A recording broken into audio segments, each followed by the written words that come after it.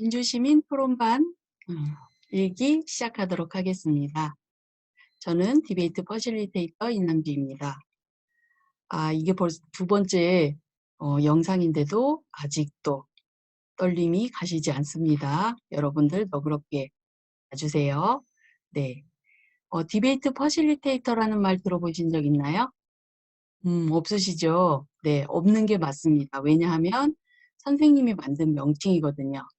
선생님은 디베이트 토론 지도사라는 자격과 퍼실리테이터라는 자격을 가지고 있고요.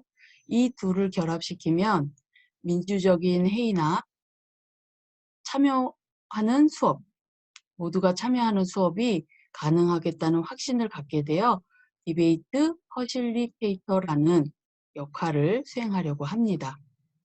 그래서 여러분들과 직접 만나서 이런 것들을 그러니까 눈으로 보여드리고 싶은데 하루라도 우리가 빨리 만나려면 모두 건강하셔야겠죠. 건강 조심, 코로나 조심. 시작하도록 하겠습니다. 선생님 소개를 간단히 준비하려고 하니까 선생님 이름을 외우기는 어렵고 선생님의 별칭을 소개하면 될 것 같아서 준비했습니다. 혹시 아시나요? 네. 센스 있으신 분은 선생님 화면을 보시면 힌트가 있어요. 그리고 잘 모르겠다 하는 사람이 있을 것 같아서 이것도 준비를 했죠. 네. 누구죠? 뽀로로의 단짝 친구 포비죠. 네. 이 친구와 이름이 같습니다. 미래소년 코난이라는 만화의 주인공 코난의 단짝 친구 포비예요. 선생님이 이 별명을 학창시절에 갖게 되었는데 그 이유가 여러 가지가 있거든요. 한번 그 이유 중에 여러분과 선생님과의 공통점이 있는지 봐주시기 바랍니다. 하나는 오래 생각하지 않는다. 네, 참 단순한 친구고요.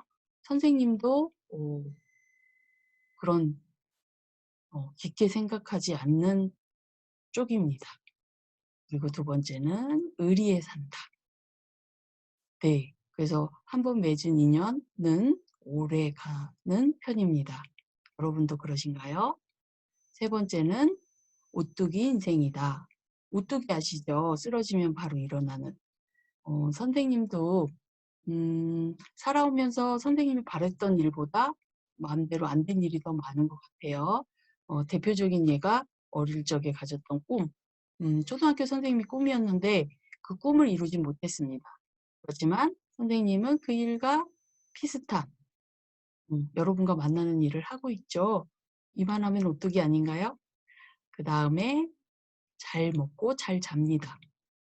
저 체격에서 보이시죠? 네. 잘 먹고 잘 자면 이렇게 건강하고 우람한 체격을 갖습니다. 네. 그리고 마지막으로 부모가 닮았습니다.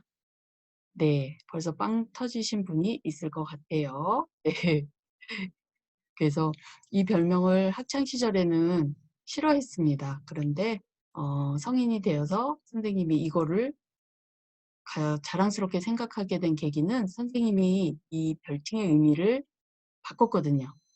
하나 더 한 거죠. 그래서 하나 더 해서 호비, 영어로 존재를 위한다라는 의미를 넣었더니 선생님 이 별칭이 너무 좋은 거예요.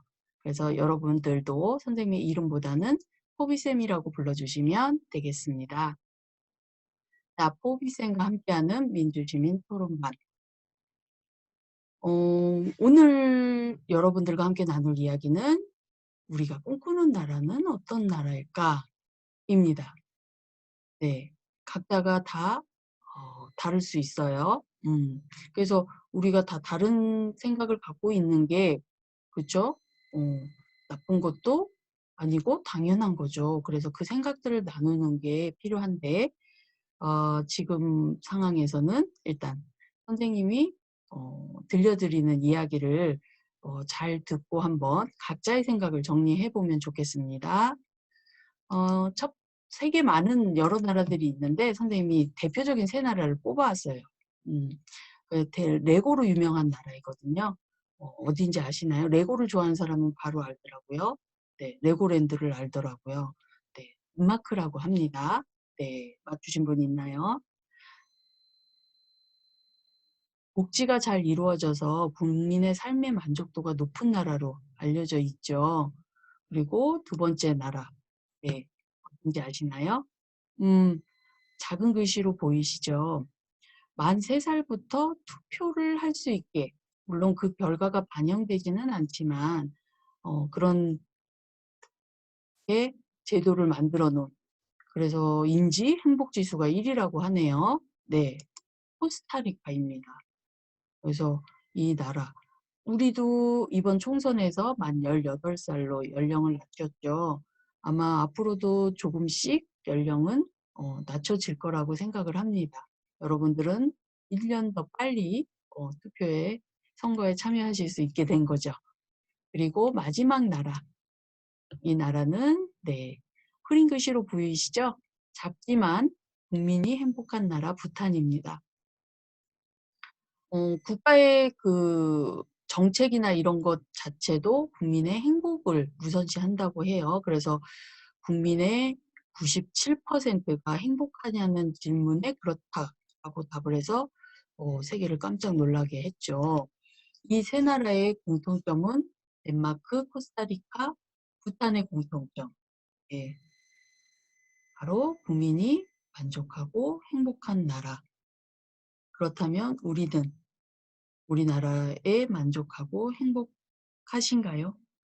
음, 뭐 요즘 들어서 여러 가지 상황이나 이런 게 어려워서 헬조선이다 뭐 그런 말들이 나오고 있는데 음, 우리나라만의 어떤 강점도 있을 텐데 너무 한쪽으로 치우친 생각은 우리가 다시 한번 고려해 봐야 될 것 같습니다. 자, 우리가 꿈꾸는 나라, 어, 국가의 존재 이유나 목적은 헌법에 명시가 돼 있어요. 그래서 각 나라의 헌법 1조를 살펴보면 그 나라가 어떤 것을 우선시하는지, 아까 부탄이라는 나라는 선생님 말씀드렸죠. 국민의 행복을 제일 우선시한다고요. 그리고 독일 같은 경우는 제가 유럽 쪽 헌법은 보면 개인의 자유, 그리고 평등 뭐 이런 부분을 강조하고 있어요. 우리나라의 헌법 제1조를 살펴보는 게 필요하다고 생각해서 선생님이 가져왔으니까 우리가 한번 다 같이 읽어보면 좋겠죠. 헌법 제1조 1항 대한민국은 민주공화국이다. 헌법 제1조 2항 대한민국의 주권은 국민에게 있고 모든 권력은 국민에게서 나온다. 이 헌법 제1조를 봤을 때 우리는, 그죠? 우리나라에서 중요한 것은 무엇일까? 아마 민주주의 이 제도를 우선시하는 거죠. 그리고 공화국이라는 단어에서 우리가 주권의 소유와 그리고 주권의 행사를 어떻게 하는지가 알 수 있습니다. 그리고 국민에게서 나오고, 그렇죠? 그것은 우리 시민, 민주시민, 국민이 바로 민주시민이고 그 민주시민이 어떻게 하느냐, 그죠? 에 달려 있다. 그 목적이 무엇에 있는지에 따라 달라질 수 있다는 거죠. 그래서 선생님이 생각하기에는 어, 우리는 국민으로서, 그죠? 각자가 민주시민의 역할을 알고 있는지, 그리고 그 개념을 우리가 먼저 알고 시작해야 되지는 않는지. 그래서 여러분들에게 영상 하나를 보여드리려고 합니다. 우리가 생각하는 10대는 민주시민? 성인이 돼서나 해야 될 역할 아닌가? 라고 생각하실 수 있어요. 그런데 이 사례를 보시면 아마 조금 생각이 달라지실 것 같습니다. 함께 보시죠.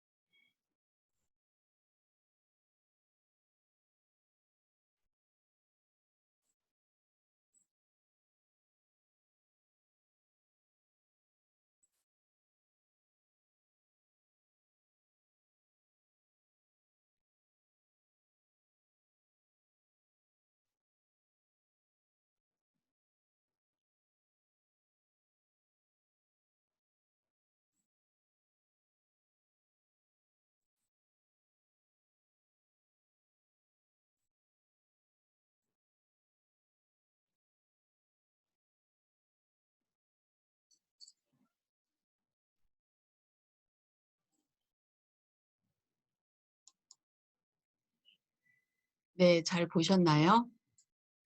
선생님은 이 영상에서 민주시민의 의미를 알 수 있었어요.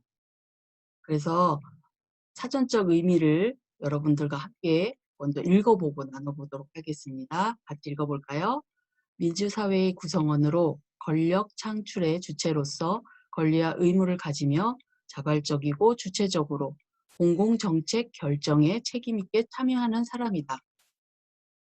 이 내용을 보면 나이가 그쵸. 나이와 상관이 없죠. 우리가 민주주의인의 역할을 하는 데 있어서.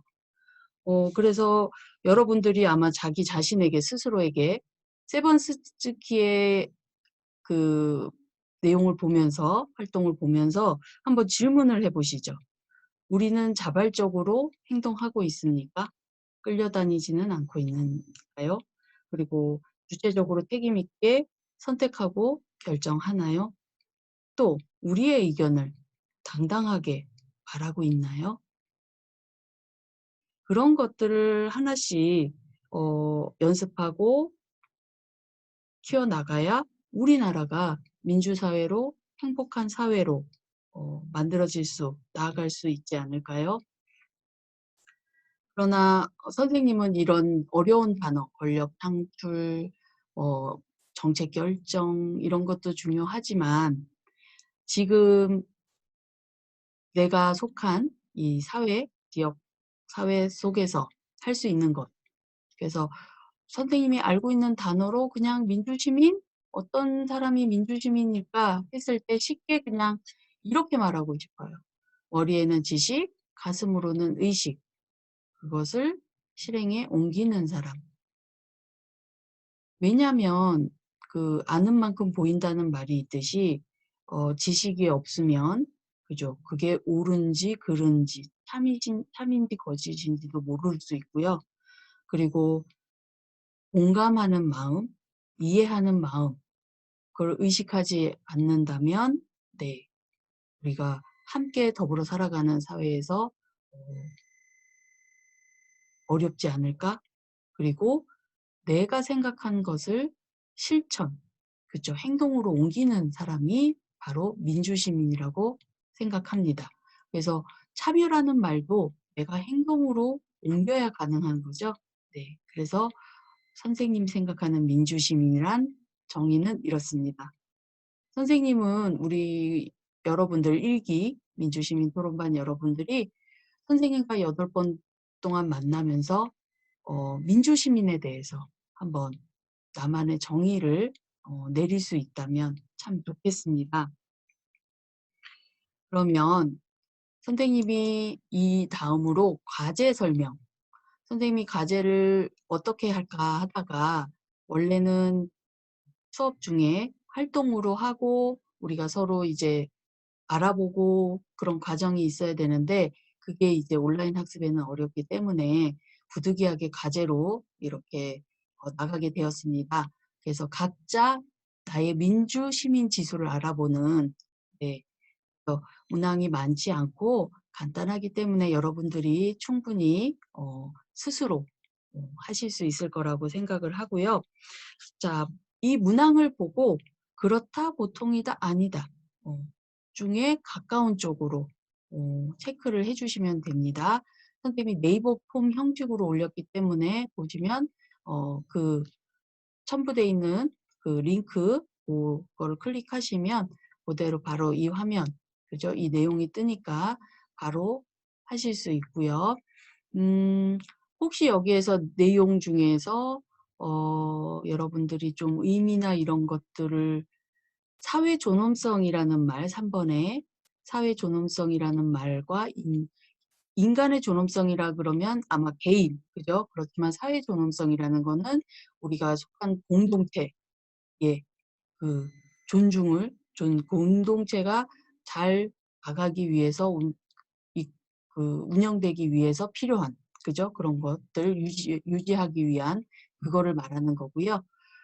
그다음에 쪼끔 여러분들 어렵다 하는 내용은 억압 억압은 아시겠죠? 권리를 저기 하거나 제지당하거나 그죠? 사용하지 못하도록 권리를 행사하지 못하도록 막는 것. 그다음에 그래서 요 내용 10 문항을 3개 중에 하나를 선택해 주시면 되고요. 그리고 이 다음 마지막 문항이 하나, 그래서 11 개가 있습니다, 문항 수가. 그러니까 마지막 문항에는 이 중에서 '내가 민주시민으로서 이거는 실천할 수 있겠다.' 하는 거를 2가지 이상 골라서 어 마지막 11번 문항에 적어 주시면 되겠습니다. 그래서 요거는 꼭 실천할 수 있겠다. 그리고 구체적인 행동, 그죠. 실행 방안까지 적어 주시면 좋겠지만 이게 어렵다면 이 문항을 어떻게 실천할지 고거를 다짐으로 적어 주시면 되겠습니다. 어 첫 번째 민주사회와 민주시민에 대한 설명이 다소 부족했지만, 그리고 여러분들의 생각을 나누지 못한 점이 좀 아쉽기는 하지만, 여러분들 과제를 잘 작성해 주신다면 선생님이 그 속에서 여러분들의 생각을 알 수 있을 것 같으니까요. 정해진 날짜까지 과제 제출 꼭 잊지 말아 주시고요. 온라인 학습 안내에서 말씀드렸듯이 반드시 학번 을 기재해 주셔야 됩니다. 그리고 이 다음 시간 선생님이 인권에 대한 그 강의 영상 준비했으니까요. 고것도 꼭 같이 봐 주시기 바랍니다. 까지 경청해 주셔서 감사합니다.